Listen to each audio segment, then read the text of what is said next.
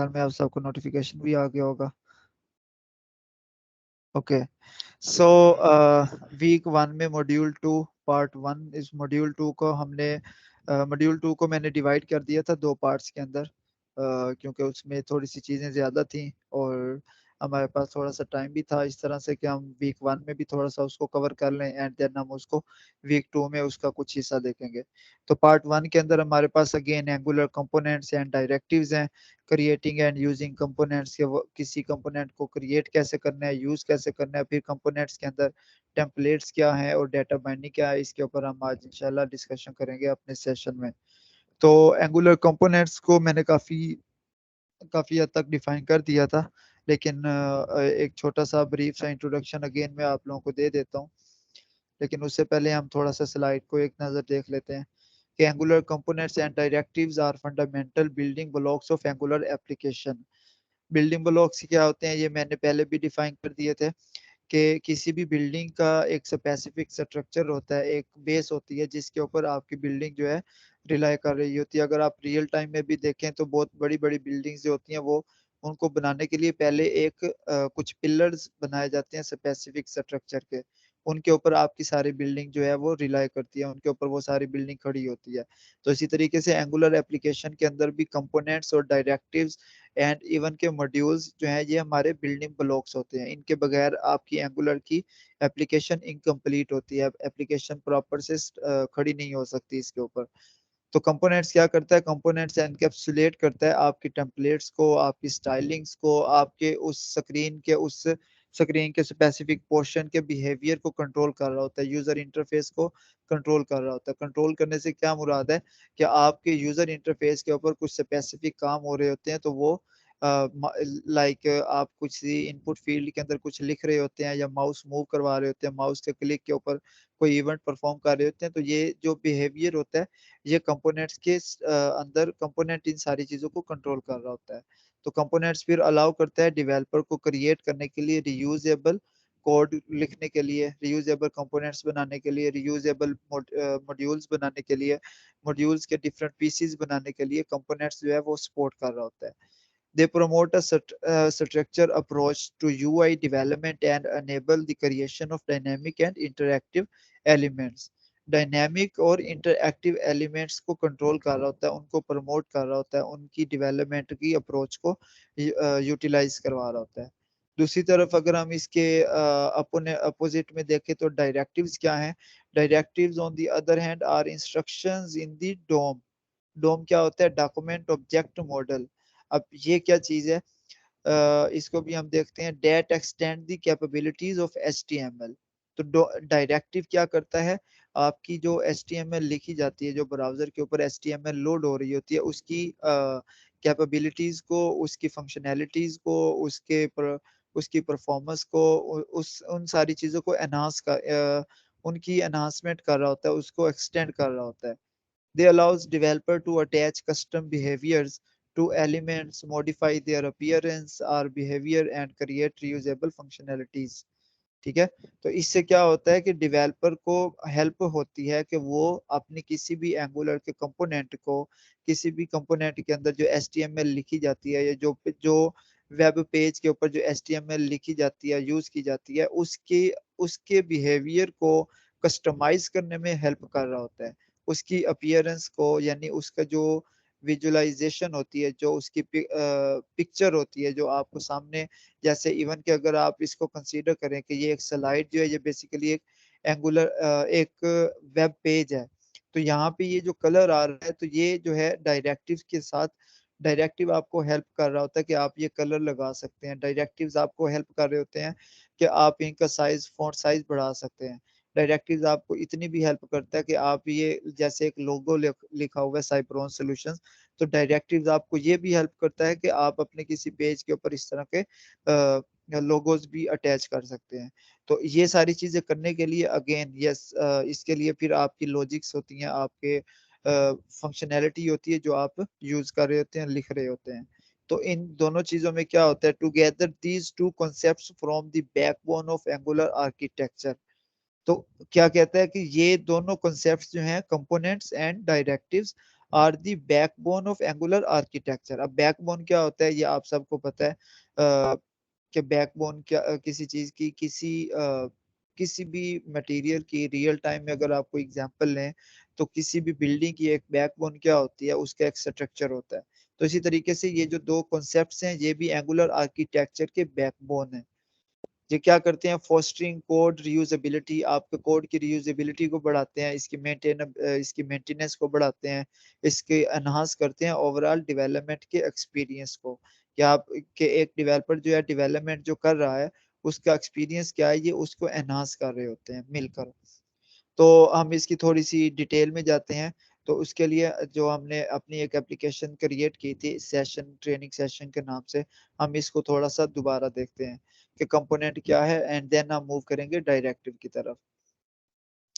तो कंपोनेंट मैंने आप लोगों को डिफाइन किया था कि कंपोनेंट जो है एक डेकोरेटर होता है कंपोनेंट के नाम से, वो बता रहा होता है कि आपकी ये जो क्लास है इसका बिहेवियर क्या होगा। इस क्लास का अगर मैंने एक क्लास लिखी और मैंने साथ में एक डेकोरेटर लगा दिया एट द रेट कंपोनेंट, तो now this class will this class will act as a component.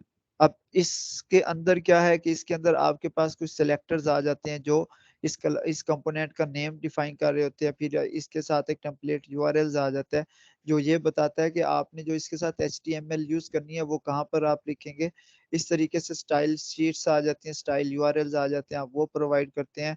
तो उन सबको आप स्पेसिफिक सेपरेट फाइल्स के अंदर भी लिख सकते हैं, और आप इवन के इसी टीएस की फाइल के अंदर जो component app component dot TS की फाइल है आप इसी के अंदर भी लिखकर यूटिलाइज कर सकते हैं इसको।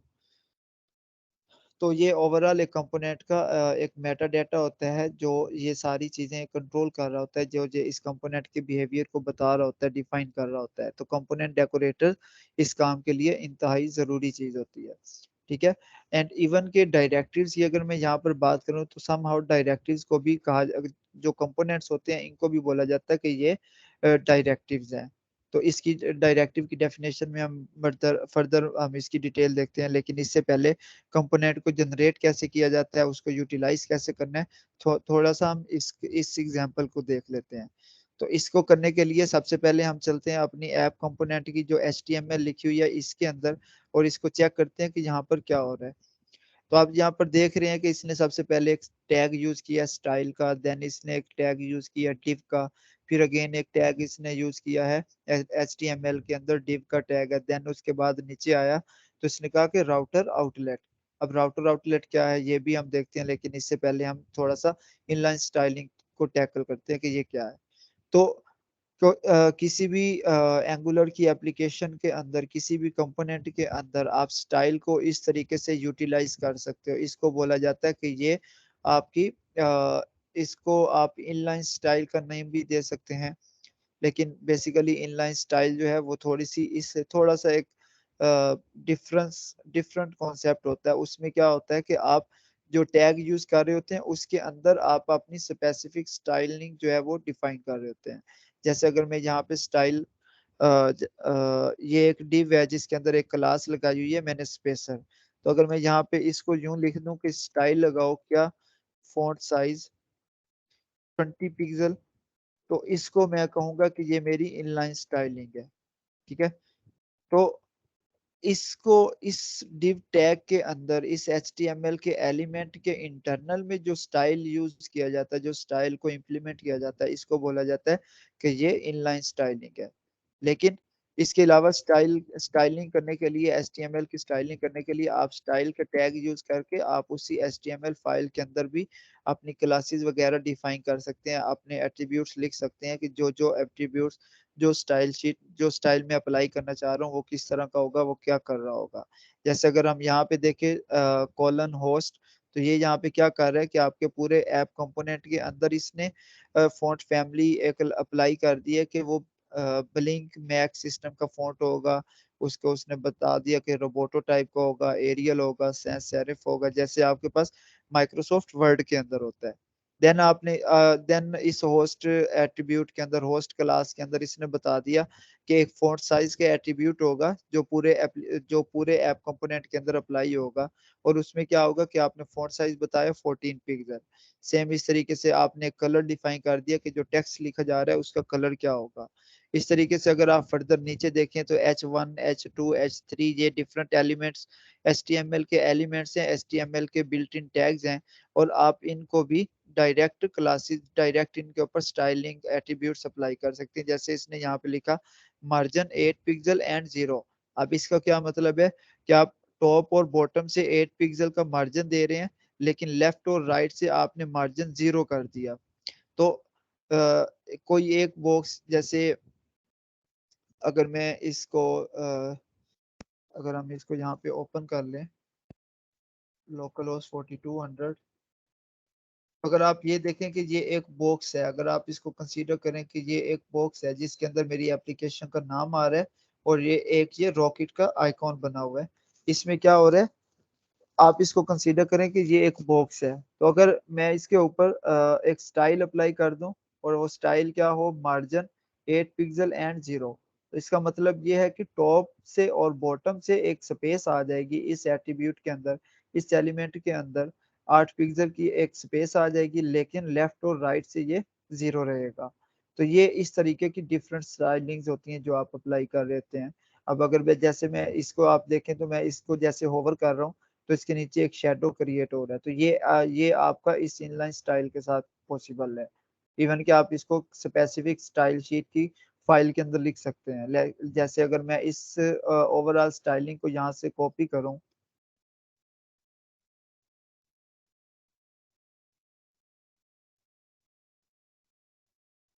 मैं इसको इधर पुट कर दूं,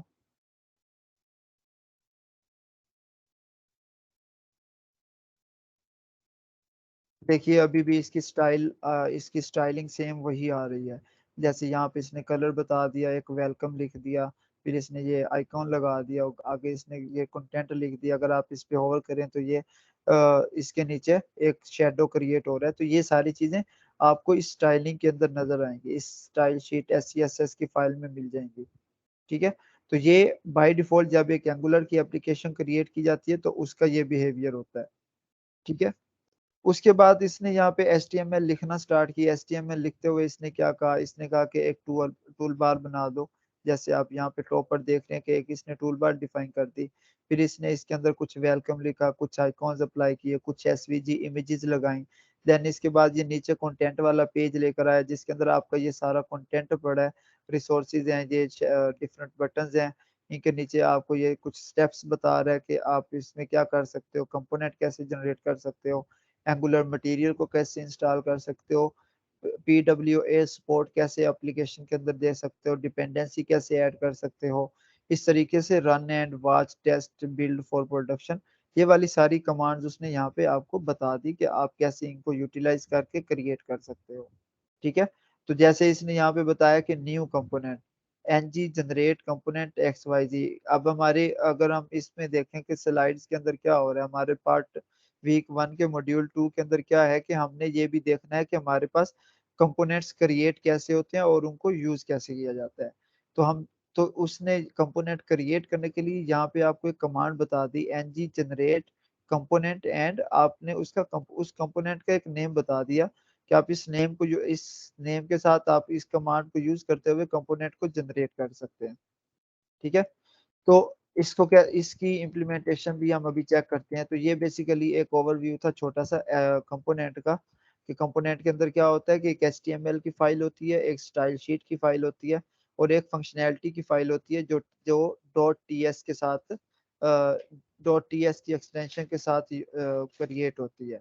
इसके अलावा यहाँ पे आपको एक फोर्थ फाइल नजर आ रही होगी ऐप कंपोनेंट .spec.ts। इस फाइल का क्या पर्पज हो सकता है, किसी ने मेरे से अभी तक क्वेश्चन नहीं किया लाइक यहाँ पर,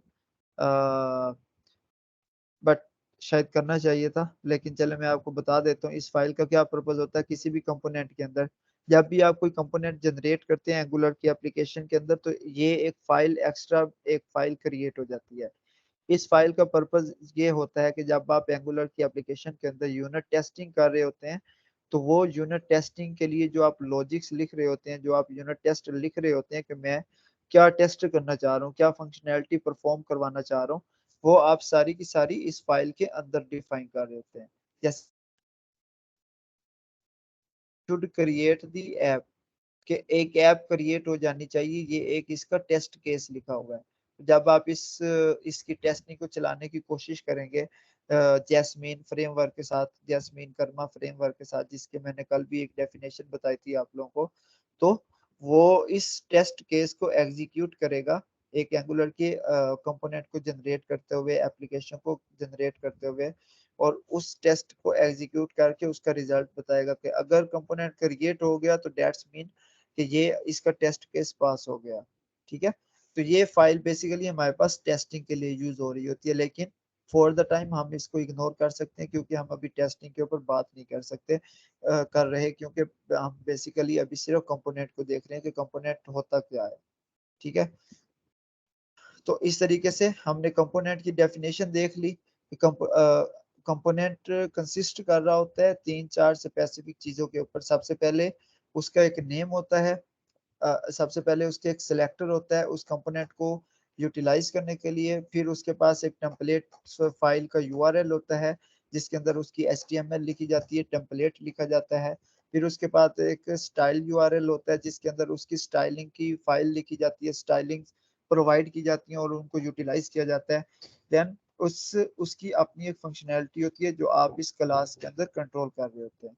तो ये बेसिकली एक कंपोनेंट का एक स्ट्रक्चर होता है जो एंगुलर प्रोवाइड कर रहा होता है। ओके, सो नाउ मैं इसको ये जो हमारी जो एप्लीकेशन जनरेट करते हुए जो बिल्ट इन एक एचटीएमएल क्रिएट हुई थी, मैं इसको यहाँ से डिलीट कर रहा हूँ और हम अभी इसको अपने वे से हम इसको यूटिलाइज करेंगे इस HTML की फाइल को, इस एंगुलर की एप्लीकेशन को, और हम चेक करेंगे कि ये कंपोनेंट्स कैसे रीयूज हो सकते हैं, कैसे जनरेट हो सकते हैं। तो अभी देख के मैंने ऊपर जितनी भी HTML लिखी हुई थी वो सारी की सारी मैंने डिलीट कर दी, लेकिन राउटर आउटलेट मेरा यहाँ पर मौजूद रहा, उसको मैंने नहीं डिलीट किया।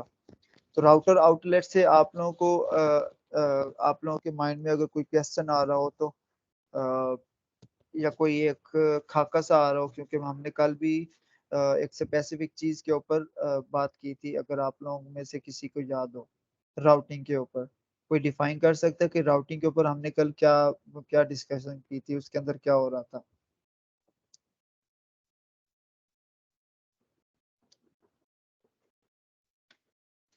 जी गाइस।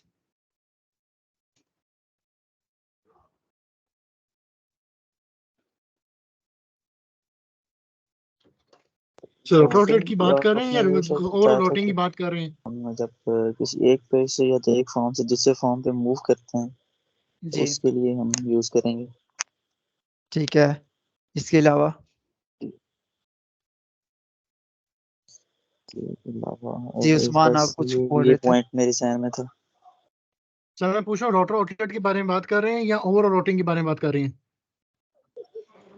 नहीं, मैंने बेसिकली बात की थी कि राउटर आउटलेट को देखते हुए आप लोगों के माइंड में अगर कोई खाका आया हो, कोई चीज आई हो, कोई डेफिनेशन आई हो, क्योंकि हमने कल भी इसके ऊपर थोड़ी सी डिस्कशन की थी।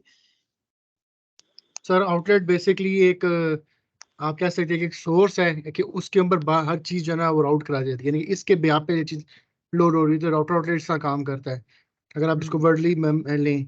मगर राउटर आउटलेट ये कि आपके पास जैसे पेज है कि हर बार पेज आपका रिलोड नहीं होता, उसके अंदर का जो ठीक है, कंटेंट है उसके अंदर जो चीज है वो चीज आपकी सिर्फ चेंज होती है विदाउट ठीक है, रिलोडिंग कंपोनेंट। सही है। तो बेसिकली हमने जो शुरू से एक एंगुलर की डेफिनेशन के अंदर हमने एक चीज पढ़ी थी कि एंगुलर क्या है, सिंगल पेज एप्लीकेशन है। तो वो सिंगल पेज एप्लीकेशन की जो फैसिलिटी है वो बेसिकली आपको ये राउटर आउटलेट प्रोवाइड कर रहा होता है कि ये पूरे एप्लीकेशन को लोड नहीं होने देता, ये एक स्पेसिफिक कंटेंट एरिया को लोड कर रहा होता है। और वो कैसे कर रहा होता है तो उसके लिए हम फर्दर इसको थोड़ा सा डिफाइन करते हैं। एंड इवन के हम इसके अलावा भी हमारे पास कंपोनेंट को यूज करने का एक मेथड होता है, हम वो भी देखते हैं। तो सबसे पहले हम यहाँ पे ये देखेंगे कि हम कंपोनेंट को जनरेट कैसे कर सकते हैं, क्योंकि हमारा मेन टॉपिक अभी के लिए वो है। तो उसको कोई भी कंपोनेंट जनरेट करने के लिए अच्छा गाइस एक और चीज़ है, यहाँ पे आप कंट्रोल टिल्डा के साथ एक टर्मिनल ओपन करते हैं, या VS कोड एक और ऑप्शन दे रहा होता है कि आप टर्मिनल को यहाँ से ओपन कर सकते हैं न्यू टर्मिनल के साथ। ठीक है, बाय डिफॉल्ट मेरे पास एक ऑलरेडी टर्मिनल ओपन है, तो इसलिए मुझे यहाँ पे एक ऑप्शन दे रहा है VS कोड के न्यू टर्मिनल ओपन करो। तो उसने कहा कि कंट्रोल शिफ्ट प्लस टिल्डा, ये बटन होता है आपका एस्केप की के नीचे। तो मैं इसको प्रेस करता हूँ और इसके साथ मेरे पास एक नया टर्मिनल ओपन हो गया। इस टर्मिनल को यूटिलाइज करते हुए हम अपने कंपोनेंट्स जनरेट कर सकते हैं, हम अपने मॉड्यूल्स जनरेट कर सकते हैं, हम गिट अपना कोड किसी वर्जन कंट्रोल में वर्जन मेंटेनिंग सिस्टम के ऊपर भी हम यूज कर सकते हैं। जैसे हमारे पास एक बिट बकेट होता है या गिट हब होता है या गिट की एक स्पेसिफिक डिफरेंट कमांड्स होती हैं, हम उनको यूटिलाइज कर सकते हैं। इसी तरीके से एप्लीकेशन के अंदर सर्विसेज क्रिएट होती हैं, तो जो भी आपने कमांड्स यूज करनी है वो आप इस टर्मिनल के अंदर आप यूज कर सकते हैं। तो फॉर कंपोनेंट जनरेशन अभी हमें उसने क्या कमांड बताई थी एप्लीकेशन में HTML के अंदर, मैंने आप लोगों को दिखाई थी, कोई बता रहा है मुझे? Generate component, ng generate component, very good Asad. ng generate component की कमांड जो है वो आपको बताती है कि आपने एक कंपोनेंट जनरेट करना है। ng जनरेट कंपोनेंट, जी कंपोनेंट का नाम बताएं, कौन नाम बता रहा है मुझे? इमरान, फिजर हयात, क्या नाम यहाँ पे लिखा जाए? सर कंपोनेंट अगर हम बना रहे हैं तो उसका, एप्लीकेशन अगर नहीं बना रहे तो उसका कोई भी नाम हो सकता है। यस, कोई भी नाम हो सकता है, जी बिल्कुल सही पकड़े आप। तो बाय डिफॉल्ट जब भी एप्लीकेशन जनरेट होती है तो उसमें एक स्पेसिफिक मॉड्यूल होता है और एक कंपोनेंट होता है जो ऐप के नाम से होता है। लेकिन हम अपनी मर्जी से कोई भी कुछ भी नाम दे सकते हैं, हम अपनी रिक्वायरमेंट्स के अकॉर्डिंग कुछ भी नाम दे सकते हैं। जैसे मैं अगर एक यूजर का पेज बनाना चाह रहा हूँ, यूजर की लिस्टिंग बनाना चाह रहा हूँ, तो मैं उस कंपोनेंट को नाम दे देता हूँ यूजर का।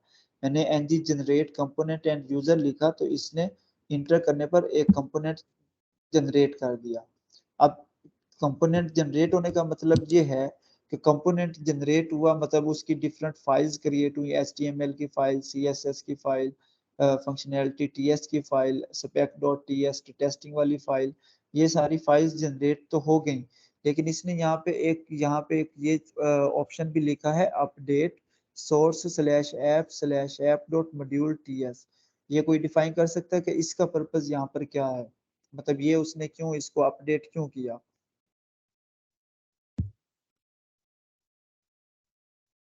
क्योंकि कंपोनेंट को रन होने के लिए मॉड्यूल की जरूरत होती है, तो ऐप डॉट मॉड्यूल में वो ऐड हुआ है नया कंपोनेंट।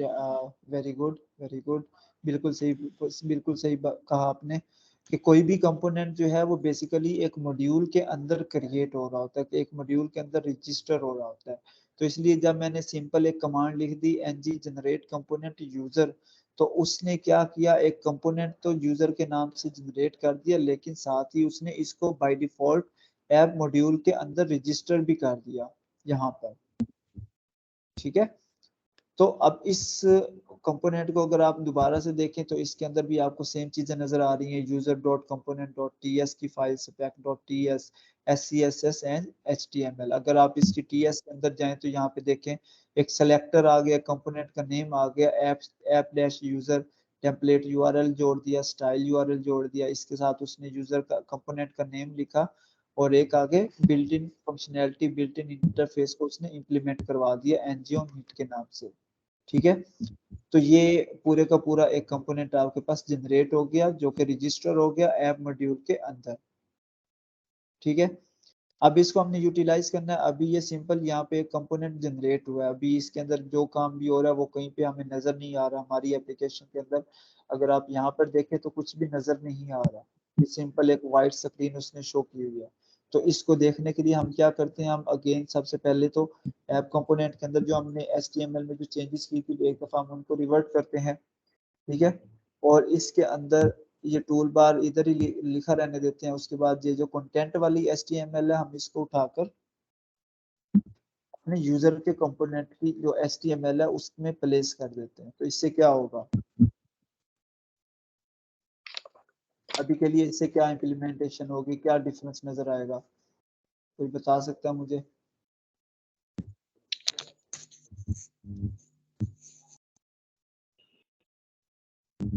जहाँ तक मेरा ख्याल है जो यूजर का अभी हमने कंपोनेंट बनाया है ये सारा उसमें लोड होगा फिर। ओके, मतलब कहीं हमें नजर आएगा या नहीं? ये जो यूजर का कंपोनेंट बनाया अगर हम उस पे सम क्लिक करेंगे या कुछ करेंगे तो उससे ये उस पे शो होगा ठीक है। यहाँ पे। अगर अगर अभी आप देखें तो यहाँ पे आपको यूजर का कंपोनेंट कहीं नजर आ रहा है जी? सर जब तक उसको राउट नहीं करवाएंगे अपने साथ, उसको नहीं जी लाएंगे, तब तक वो नहीं आपके शो करेगा। ठीक है, बिल्कुल ठीक है, सही है, सही कह रहे हैं उस्मान आप।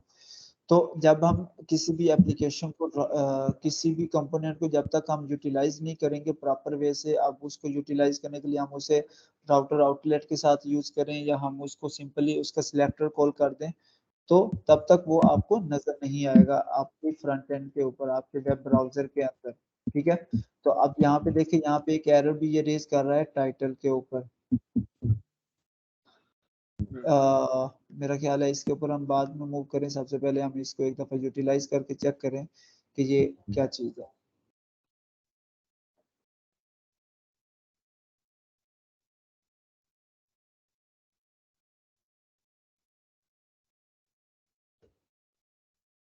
ओके, तो मैंने क्या किया, मैंने इस यूजर कंपोनेंट का जो सिलेक्टर था मैंने इसको कॉपी किया। मैं ऐप कंपोनेंट में आके मैंने आपके इस जो टूल बार वो ऊपर बना रहा था, ये वाली जो टूल बार है, मैंने इसके नीचे इसका सिलेक्टर कॉल कर दिया। ठीक है, तो मैंने राउटर आउटलेट को अभी के लिए ऑफ कर दिया क्योंकि ये अभी इस्तेमाल नहीं हो रहा, अभी ये यूज नहीं हो रहा। ठीक है, मैंने सिंपल यहाँ पे सिलेक्टर कॉल किया, तो क्या हुआ कि आपका ये जो यूजर कंपोनेंट क्रिएट हुआ था ये यहाँ पे यूज होना स्टार्ट हो गया। ठीक है, अभी अगर आप इसका यूआई देखें तो बहुत ही बिखरा हुआ है, बहुत ही गंदा सा नजर आ रहा है। उसकी रीजन ये है क्योंकि हमने इसकी स्टाइलिंग को अप्लाई नहीं किया, हमने इसकी स्टाइल शीट को तो देखा ही नहीं है, जो इसके अंदर क्लासेस यूज हुई हैं उसको तो हमने चेक ही नहीं किया, उसको हमने यूज ही नहीं किया, इसलिए ये डिफरेंस एक अजीब सा यूआई आपको नजर आ रहा होगा। तो इसके लिए हम क्या करेंगे कि हम सिंपल इन अगेन इस CSS फाइल को हम जो स्टाइलिंग लिखी हुई है हम इसको इधर भी यूज कर लेंगे यूजर के कंपोनेंट में। अभी देखें इसकी लुक चेंज हो गई है। ठीक है, समझ रहे हैं? किसी का कोई क्वेश्चन यहाँ तक, किसी को कोई चीज समझ ना आई हो?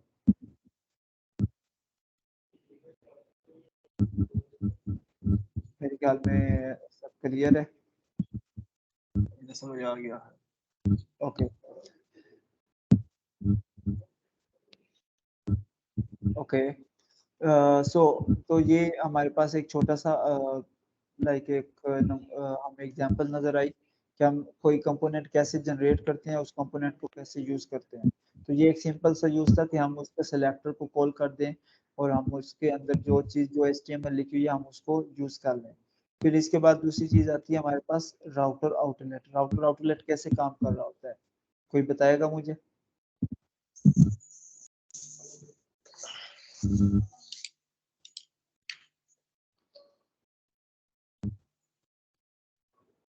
ओके, राउटर आउटलेट का टॉपिक जो है इसको हम थोड़ी देर के लिए स्किप करते हैं। इससे पहले हम यहाँ पे देखते हैं कि हमारी जो कंपोनेंट्स जनरेट हो गए हैं इनके अंदर डाटा बाइंडिंग कैसे होती है, इनके अंदर टेम्पलेट्स कैसे बनते हैं। तो आपने यहाँ पे एक चीज देखी कि मैंने जो एक यूजर का कंपोनेंट जनरेट किया और मैंने उसके अंदर ये कुछ HTML लिखी।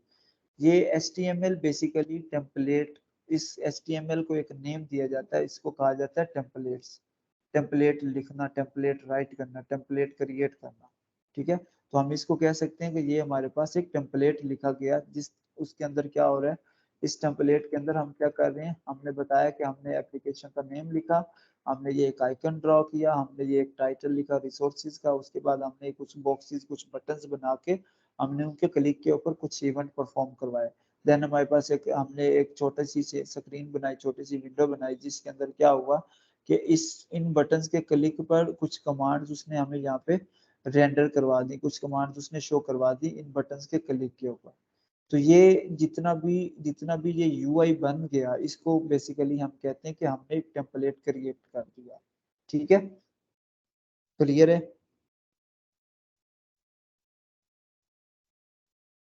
ओके, टेम्पलेट क्रिएशन के अंदर फिर हमारे पास एक डाटा बाइंडिंग यूज हो रही होती है। डाटा बाइंडिंग क्या होती है? किसी ने पहले कभी कोई सुना है इस तरह का लफ्ज? उस्मान, फजल, इमरान, खिजर हयात, आरिफ, कोई आप में से बता सकता है डाटा बाइंडिंग क्या है? कभी आपने पहले कहीं सुना हो? हसीब,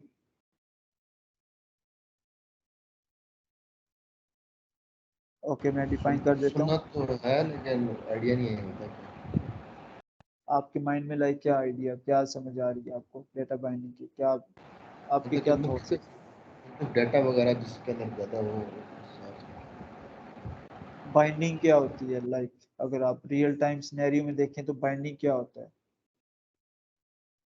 मतलब कि काफी ज्यादा मतलब कि ऐप का डाटा जितना होगा एक जगह पे सारा वो इकट्ठा होगा। ठीक है, हसीब आप कुछ कहना चाह रहे हैं?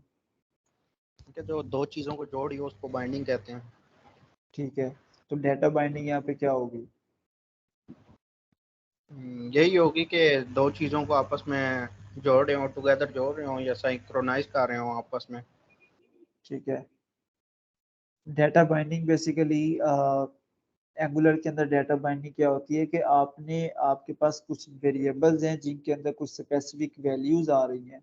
उन वैल्यूज को पॉपुलेट करवाना, उन वैल्यूज को बाइंड करना, आपके जो HTML का जो व्यू जनरेट हुआ, जो टेम्पलेट जनरेट हुआ, उसके साथ उन वैल्यूज को बाइंड करवाना, उसको बोला जाता है कि ये डाटा बाइंडिंग हो रही है। ठीक है, ठीक हो गया। तो डाटा बाइंडिंग करने के लिए एंगुलर आपको डिफरेंट टेक्निक्स दे रहा होता है। अगर आप यहाँ पर देखें तो आपके पास कुछ ऐसा डाटा है जो स्टैटिक लिखा हुआ है, जैसे ये वेलकम एक वर्ड है, ये स्टैटिक लिखा हुआ है। इसी तरीके से लर्न, एंगुलर, CLI, डॉक्यूमेंटेशन, ये रिसोर्सेज, ये सारी चीजें स्टैटिक लिखी हुई है। लेकिन अगर आप नीचे आकर देखें, जब आप न्यू कंपोनेंट करते हैं तो ये कमांड जो है ये चेंज हो जाती है। आप एंगुलर मटेरियल करते हैं तो ये कमांड जो है, ये लाइन जो है, ये डाटा जो है ये चेंज हो जाता है। इस तरीके से बिल्ड फॉर प्रोडक्शन के ऊपर क्लिक करने से ये डाटा चेंज हो जाता है। तो बेसिकली ये जो चेंज आ रहा है इसके क्लिक इवेंट के ऊपर, इसको कहा जाता है कि आपने डाटा बाइंड किया। इस क्लिक इवेंट के ऊपर बाइंड किया, या रन टाइम पे बाइंड किया, या जब एप्लीकेशन लोड हुई उस टाइम पे बाइंड किया। ठीक है, तो ये उसके लिए फिर आपके पास डिफरेंट टाइप की आपके पास कुछ टेक्निक्स आ गई, कुछ डाटा बाइंडिंग की टाइप्स आ गई। ठीक है, तो हम उन टाइप्स को भी देखते हैं। तो सबसे पहली चीज हमारे पास आती है टाइटल। जैसे सबसे पहली चीज आती है डाटा बाइंडिंग के अंदर इंटरपोलेशन डाटा बाइंडिंग। ठीक है, इंटरपोलेशन डाटा बाइंडिंग क्या होती है कि आपके पास एक वेरिएबल होता है, जो आप वेरिएबल बनाते हैं आपकी TS की फाइल के अंदर। जैसे मैंने यहाँ पे एक वेरिएबल लिखा था टाइटल। ठीक है, ये की लिखी थी मैंने टाइटल के नाम से, जिसकी डाटा टाइप क्या थी? स्ट्रिंग थी। ठीक है, और इसके पास एक कुछ वैल्यू थी। आपने C++ लैंग्वेज में पढ़ा होगा कि कोई भी वेरिएबल जब डिक्लेयर किया जाता है तो उस वेरिएबल को इनिशियलाइज भी करवाया जाता है किसी स्पेसिफिक वैल्यू के साथ। या अगर कोई वैल्यू बाय डिफॉल्ट आपके पास नहीं होती तो आप उसको एम्प्टी वैल्यू के साथ इनिशियलाइज करवा देते हैं। तो ये वेरिएबल हमने क्रिएट किया वेरिएबल। इस वेरिएबल के अंदर एक स्पेसिफिक वैल्यू थी ट्रेनिंग सेशन ऐप के नाम से।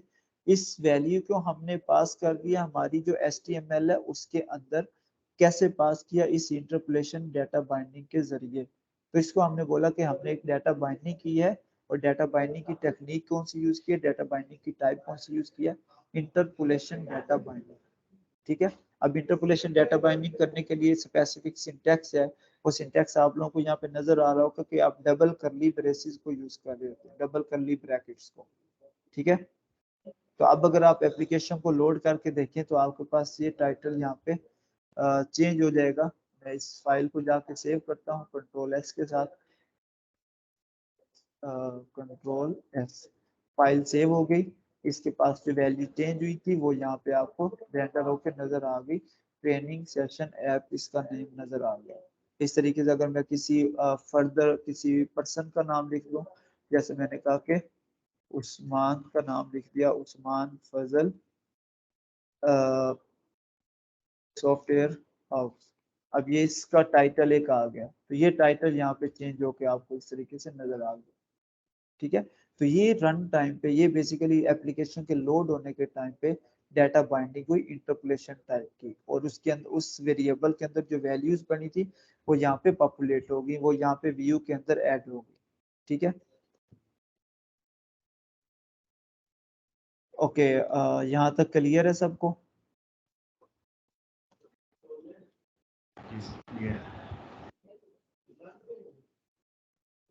ओके,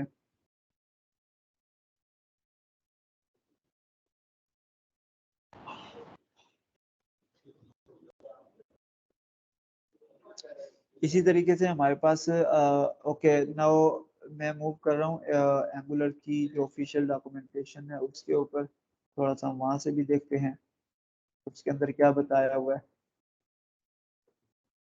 और मैं मूव करूंगा बेसिकली एंगुलर 14 वर्जन के ऊपर, क्योंकि हमने स्टार्ट किया, हमने अपने पास इंस्टॉलेशन की 14 वर्जन की।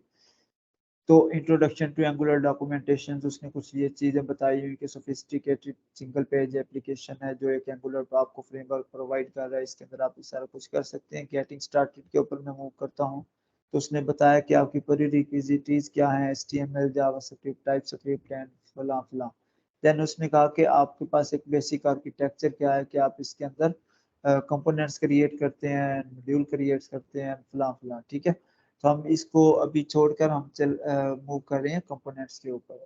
ठीक है, कंपोनेंट्स का ओवरव्यू क्या है? कंपोनेंट्स का ओवरव्यू मैंने आप लोगों को पहले भी बता दिया कि इसके अंदर एक HTML का टेम्पलेट होता है, HTML की फाइल होती है जो कि आपके वेब पेज के ऊपर रेंडर होती है, फिर एक टाइपस्क्रिप्ट की फाइल, फिर CSS की फाइल स्टाइलिंग के लिए, और ये सारी चीजें आ जाती है। तो इससे आपका कंपोनेंट कंप्लीट हो जाता है। लेकिन कंपोनेंट के अंदर फिर कुछ स्पेसिफिक टास्क होते हैं जो परफॉर्म हो रहे होते हैं, उनके अंदर हमने कुछ चीजें देख ली, कुछ चीजें हम फर्दर इसके अंदर चेक करते हैं कि वो क्या है। तो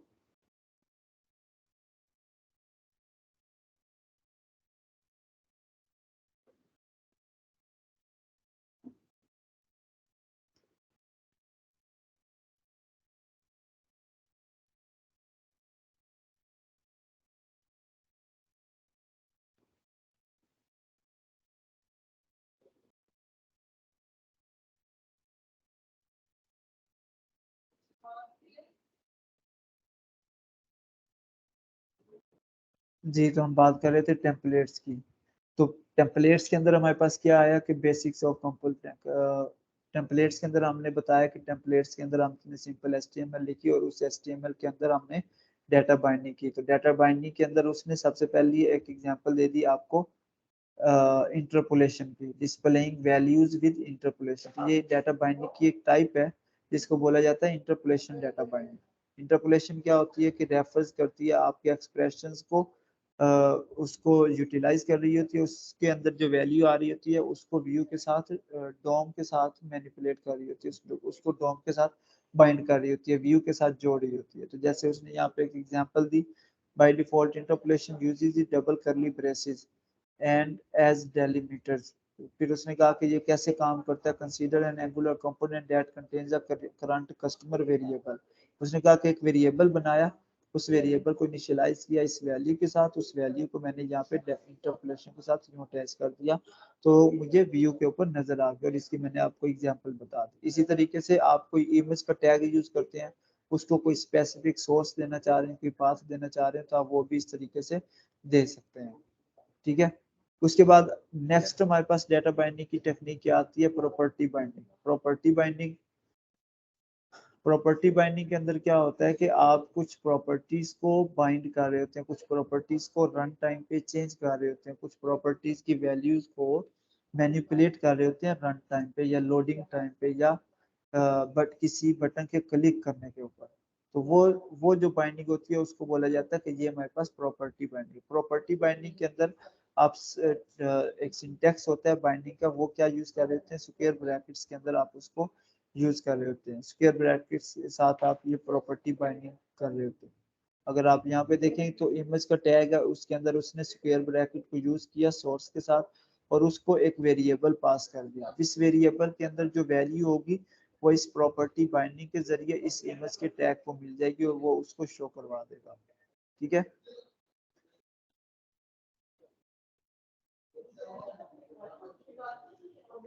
उसने यहाँ पे एक एग्जांपल दी, setting an element property to a component property value to bind the source property of an image tag element to a component property. Place source src in square brackets followed by an equal sign and then that property. तो उसने एक variable का name use, एक variable use किया item image URL, और उसने कहा कि भाई इसको ये दे दो, इसके अंदर इसको पास कर दो। तो सोर्स, अब ये जो सिंटेक्स है बेसिकली, इस सिंटेक्स ने बताया कि यहाँ पर एक प्रॉपर्टी बाइंडिंग की, प्रॉपर्टी टाइप की डाटा बाइंडिंग हो रही है और उसके अंदर ये काम हो रहा है। तो उसने इस इमेज यूआरएल वेरिएबल के अंदर उसने ये एक वैल्यू रख दी 65/phone.png, एक पाथ बना दिया, इमेज का एक पाथ डिफाइन कर दिया कि इस पाथ के ऊपर एक इमेज पड़ी है, उस इमेज को पास कर दो इस सोर्स के अंदर। अब अगर आप यहाँ पे देखें एक स्पेसिफिक चीज, तो ऊपर आपको नजर आ रहा है source/app component.html। तो इसके अंदर उसने HTML डिफाइन की, टेम्पलेट लिखा, और इस फाइल के अंदर उसने component.ts फाइल के अंदर उसने वो वाला वेरिएबल डिक्लेयर किया और उसको इनिशियलाइज कर दिया एक स्पेसिफिक वैल्यू के साथ। सेम इस तरीके से उसने एक एक्स्ट्रा एक और एग्जांपल दी, टेबल के अंदर आप कॉल स्पैन यूज करते हैं HTML के अंदर, कि आपके जो टेबल की जो विड्थ है, उस टेबल के अंदर डिफरेंट कॉलम की विड्थ को आपस में मर्ज करने के लिए आप कॉल स्पैन यूज करते हैं। तो उसकी उसने एग्जांपल बता दी कि आप यूं यूज कर सकते हैं प्रॉपर्टी बाइंडिंग के साथ। इस तरीके से कुछ डिफरेंट टाइप्स की प्रॉपर्टी बाइंडिंग्स होती हैं। जैसे बटन है, बटन को उसने कहा कि डिसेबल करना, मैं बटन को डिसेबल करना चाह रहा हूँ, तो वो मैं कैसे कर सकता हूँ। तो मैं आप लोगों को एक रन टाइम पे एग्जांपल भी बनाकर दिखा देता हूँ अपने यूजर के कंपोनेंट के अंदर। जैसे अगर कंटेंट के अंदर मैंने कहा कि मेरे पास एक बटन का टैग है, HTML का टैग है बटन का, इसके पास एक टाइटल है, बटन क्या है, टाइटल क्या है, क्लिक मी, ठीक है। और क्लिक मी को अगर आप यहाँ पे देखें, मैं इसको सेव करता हूँ, तो ये बटन क्लिकेबल नजर आ रहा है। मैं इस पे क्लिक कर रहा हूँ तो ये क्लिक होता हुआ नजर आ रहा है, ठीक है। अगर मैं चाहता हूं कि मैं इसको डिसेबल कर दूं, जो कि उसने अभी बताया हुआ था, एक एग्जांपल दी हुई थी, तो उसको डिसेबल करने के लिए इस तरीके से मुझे प्रॉपर्टी बाइंडिंग की टाइप यूज करनी, प्रॉपर्टी बाइंडिंग करनी पड़ेगी, जिसके अंदर मैं इसे बताऊंगा कि डिसेबल कर दो ट्रू। अब यहाँ पे मैंने सिंपल एक बूलियन फ्लैग इसे पास कर दिया, मैंने इसे कोई वेरिएबल नहीं दिया, लेकिन ये इसके साथ भी ये डिसेबल हो जाएगा। अभी देखें कि तो बटन की यूआई जो है वो चेंज हो चुका है, ठीक है, ये बटन डिसेबल हो चुका है। अभी मैं इस पर क्लिक कर रहा हूँ लेकिन इस पर कोई इवेंट कुछ भी परफॉर्म नहीं हो रहा, कुछ इसका चेंज जो है नजर नहीं आ रहा, ठीक है। मैं इसकी ये डिसेबल वाली प्रॉपर्टी रिमूव करता हूँ, मैं इसको कहता हूँ फॉल्स कर दो, ये बटन डिसेबल नहीं होगा, ये अनेबल ही रहेगा। इसके ऊपर मैं क्लिक करूंगा तो कुछ भी करवा सकता हूँ क्लिक करके, ठीक है। इस तरीके से अगर ये वैल्यू जो है मैं इसको किसी वेरिएबल के जरिए पास करना चाह रहा हूँ, तो मैं बताऊंगा कि यहाँ पे एक वेरिएबल का नेम लिखो, डिसेबल बटन, डिसेबल बटन। तो मैंने इस वेरिएबल को यहाँ पे डिक्लेयर किया, बूलियन टाइप का वेरिएबल था, ठीक है, और मैंने इसको यहाँ पे एक वैल्यू पास कर दी, disable button is equal to false या इज इक्वल टू ट्रू। तो अभी ये इस वैल्यू को यूटिलाइज करेगा। इस डिसेबल बटन के पास वैल्यू क्या है कि ये एक बूलियन फ्लैग है जो कि ट्रू है, तो इसने इसको यूटिलाइज किया यहाँ पर, ठीक है, और इसने बटन को डिसेबल कर दिया। तो इस तरीके से आप डिफरेंट एलिमेंट्स की, डिफरेंट कंपोनेंट्स की आप प्रॉपर्टी बाइंडिंग कर सकते हैं, ठीक है। तो ये एक छोटी सी एग्जांपल थी प्रॉपर्टी बाइंडिंग की, जो कि मैंने आप लोगों को शो करवा दी, ठीक है।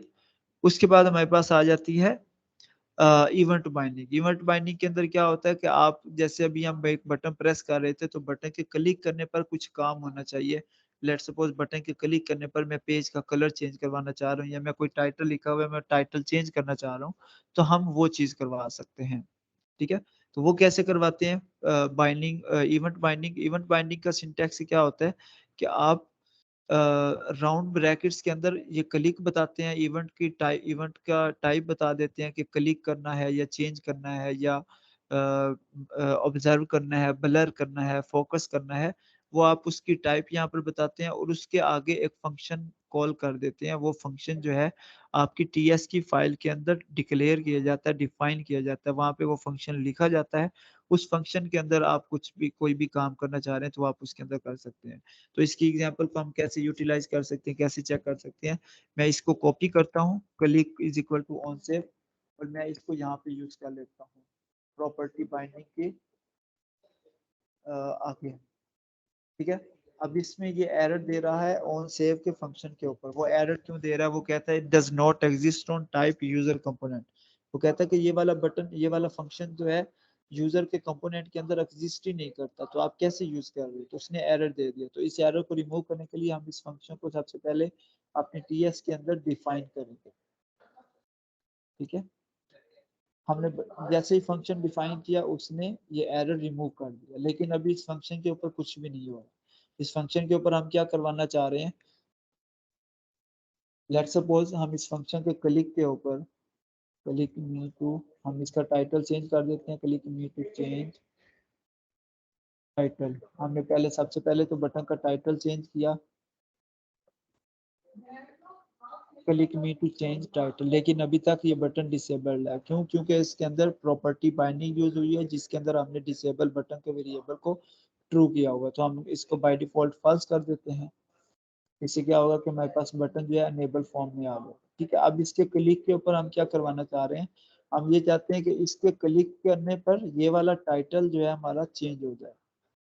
ठीक है, तो ये कैसे होगा? ये हम इस फंक्शन के अंदर डिफाइन करेंगे कि भाई ये फलां काम कर दो। तो हमने क्या कहा? सबसे पहले कंसोल लगाओ, console dot log user saved successfully. इसके नीचे हमने कहा कि ये जो टाइटल वेरिएबल है इसकी वैल्यू को चेंज कर दो। This dot title is equal to, इसको चेंज कर दो उस्मान फजल सॉफ्टवेयर हाउस से, इसको साइब्रॉन सॉल्यूशंस पीवीटी लिमिटेड कर दो।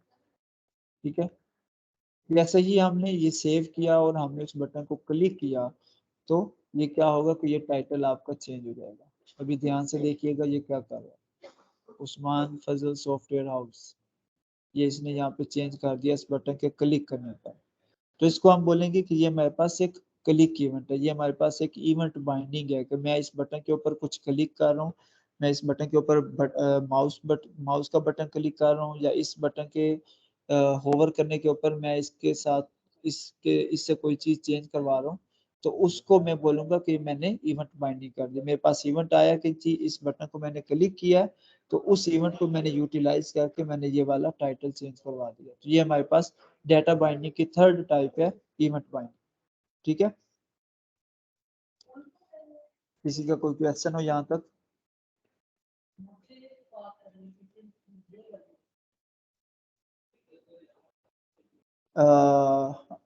Do you guys clear on this topic, on this type?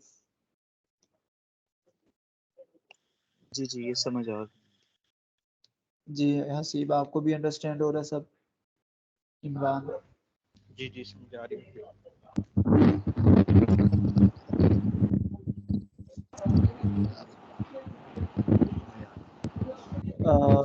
Imran आप कुछ कहना चाह रहे हो लेकिन आपकी आवाज नहीं आ रही। पहला तो समझ आ रही है, लेकिन जब वो बनाएंगे या कुछ करेंगे फिर पता चलेगा क्या कुछ।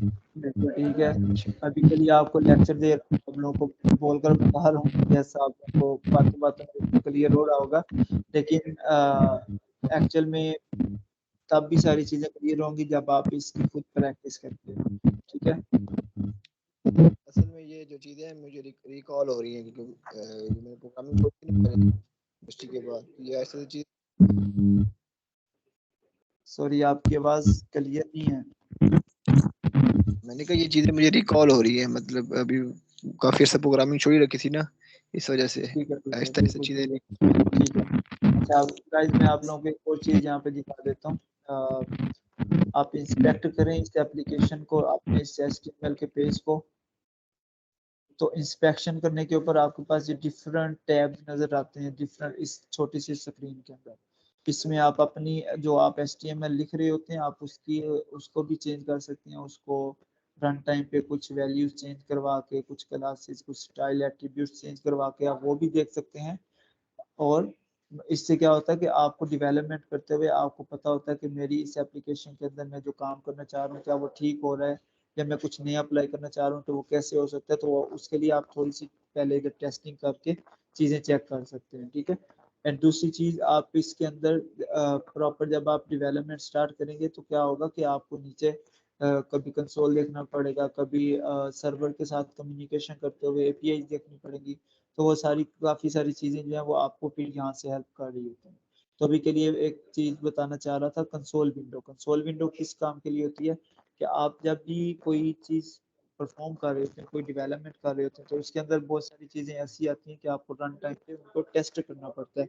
तो वो आप कंसोल लगा के टेस्ट कर सकते हैं कि क्या मेरा काम ठीक हो रहा है या गलत हो रहा है। कंसोल डॉट लॉग करते हैं, कंसोल डॉट एरर करते हैं, कंसोल डॉट वार्निंग करते हैं। इस तरह से डिफरेंट टाइप्स के कंसोल्स लगा के आप उनकी आउटपुट को चेक कर सकते हैं और उनके अकॉर्डिंगली अपनी डेवलपमेंट को, अपनी प्रैक्टिस को मजीद बेटर करते हैं। तो जैसे मैंने एक कंसोल लगाया था इस बटन के क्लिक के ऊपर, इस बटन के ऊपर हमारा इवेंट बाइंडिंग कॉल हो रही थी क्लिक टाइप की। इसके ऊपर एक फंक्शन कॉल हुआ ऑन सेव का, और इस फंक्शन के अंदर हमने कहा कि कंसोल कर दो यूजर सेव्ड सक्सेसफुली, ठीक है। तो ये देखने के लिए, ये मैसेज, ये लॉग देखने के लिए मैंने इस विंडो को ओपन किया, HTML को इंस्पेक्ट करके कंसोल विंडो को ओपन किया और मैंने इस बटन पे क्लिक किया। जैसे ही क्लिक किया तो नीचे आप लोग देखें कि ये टाइटल एक एक सेंटेंस जो है वो यहाँ पे प्रिंट हो गया, जिससे मुझे पता चला कि मेरा कंसोल जो है वो वर्क कर रहा है, वो यहाँ पे लॉग हो गया, वो प्रिंट हो गया, ठीक है। तो इससे आपको इस चीज़ का आइडिया हो जाता है कि आप कुछ भी डेवलपमेंट के दौरान आप कोई भी किसी भी तरह का लॉग जो है वो प्रिंट लगा के, वो जो प्रिंट्स हैं वो लगा के आप चेक कर सकते हैं। जैसे आप C++ प्रोग्रामिंग के अंदर सी आउट करते हैं कि मैंने एक वैल्यू प्रिंट करवाई, या मैंने कोई फंक्शनैलिटी परफॉर्म किया, कोई कैलकुलेशन किया और मैं उसका रिजल्ट शो करना चाह रहा हूँ, तो वो आप सी आउट कर रहे होते हैं C++ में। तो इसी तरीके से जावा स्क्रिप्ट में, एंगुलर में आप कंसोल डॉट लॉग करते हैं, पाइथन में आप प्रिंट कर रहे होते हैं। तो हर लैंग्वेज का अकॉर्डिंगली वो चेंज हो जाता है, तो वो आप उसको उस तरीके से यूटिलाइज करते हैं, ठीक है। तो हमारी डाटा बाइंडिंग, ये तीन तरह की डाटा बाइंडिंग जो है वो हमारी आज यहाँ पे क्लियर होगी, ठीक है।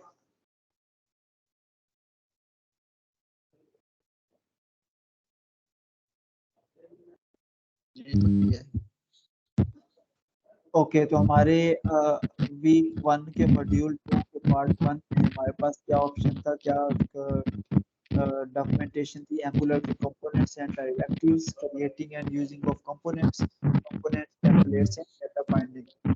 तो एंगुलर के कंपोनेंट्स हमारे क्लियर हो गए, हमने कंपोनेंट्स जनरेट कैसे करना है और यूज कैसे करना है, एक यूजेज भी मैंने आपको बता दिया, क्रिएट भी करके बता दिया, कंपोनेंट्स के अंदर जो टेम्पलेट्स है और डाटा बाइंडिंग है हमने वो भी देख लिया। लेकिन अभी ये कंप्लीट नहीं हुआ, इसको फर्दर इसका कुछ पार्ट जो है वो हम अपने अगले सेशन में इसको कंप्लीट करेंगे, ठीक है। तब तक के लिए आप लोगों के पास एक एक्सरसाइज है, एक छोटी सी, लाइक आप लोगों ने खुद से इस जो हमने इस स्लाइड में देखा, स्लाइड 1 में, प्रेजेंटेशन PPT 1 में जो जितनी भी चीजें आपने पढ़ी हैं, आप लोगों ने इसको इम्प्लीमेंट करके मुझे अगले सेशन में आप लोगों ने ये चीज दिखानी है कि आपने क्या इम्प्लीमेंट किया, ठीक है। आप लोग जी ठीक है।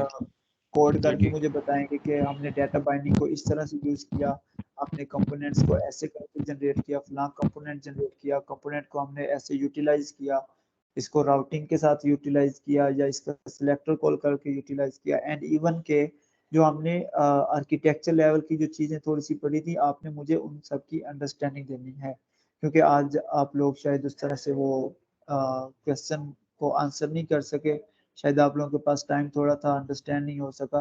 तो इस सेशन के बाद आप लोगों के पास टाइम काफ़ी ज़्यादा, आप लोग प्रैक्टिस करें। एंगुलर आयो, ये मैं बार बार फोकस कर रहा होता हूँ कि एंगुलर आयो जो हमारी वेबसाइट है एंगुलर की ऑफिशियल डॉक्यूमेंटेशन है, आप लोग इसको ज़रूर देखें, इसको ज़रूर पढ़ें, जिसको नहीं समझ आती इंग्लिश को पढ़ते हुए, इस डॉक्यूमेंटेशन को पढ़ते हुए जिसको नहीं क्लियर होता वो बेशक वीडियोस को देख सके, ठीक है।